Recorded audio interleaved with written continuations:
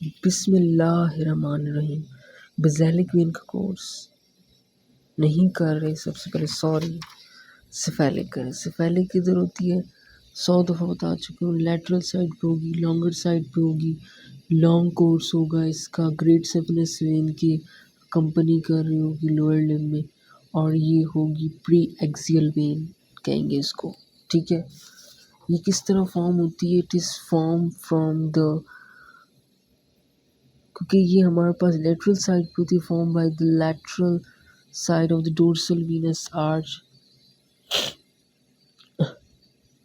Dorsal Venus और basilic vein और cephalic vein.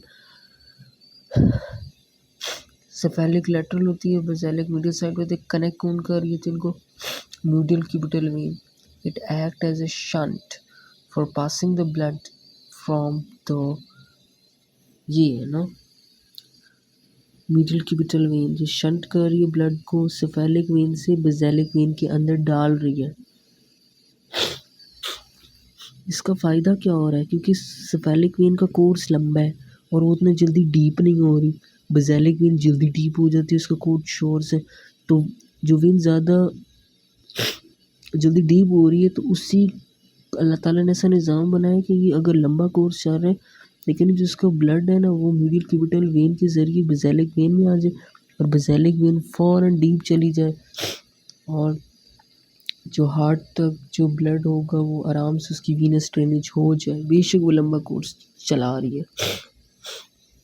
बहुत फिर बाद में किधर एंड हो जाती है? एक्सिलरी वेन के अंदर ये ट्रेन हो जाती है। और सेफेलिक वेन हमने पढ़ा है ये क्या करती है? क्लेवी पेक्टोरल फेशिया को पियर्स करती है। क्लेवी पेक्टोरल फेशिया को पियर्स के कौन कौन से स्ट्रक्चर हैं?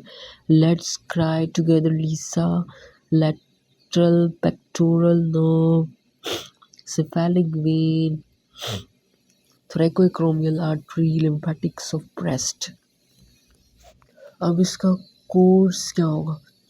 First of all this cephalic vein will be present in the anatomical snuff box के अंदर प्रेजेंट होगी। फिर ये सीधी चलती चलती जाती रहेगी और फिर ये टर्न मारेगी। किधर टर्न मारेगी?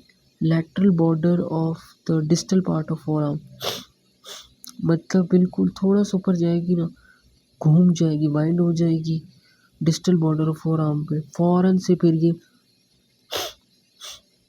फ्रंट ऑफ द फोरआर्म में आ जाएगी, फौरन से ऊपर जाती जाती जाती जाएगी और बाइसेप्स ब्रेकाई के लैटरल बॉर्डर को भी क्या कर देगी? ये पियर्स नहीं, उसके अंदर से भी गुजरेगी लैटरल बॉर्डर और बाइसेप्स ब्रेकाई।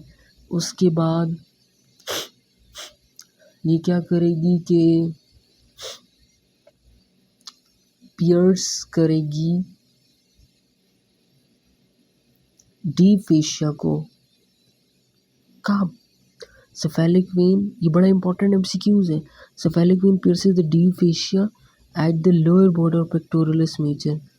जैसी बाइसेप्स ब्रेकाई के lower border lateral border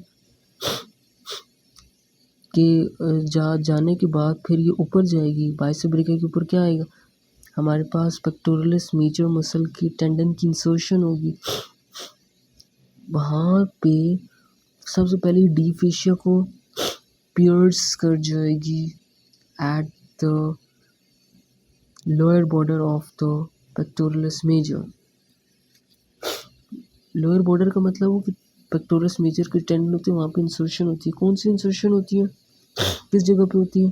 pectoral major की इंसर्शन होती है lateral lip of bicipital groove of humerus.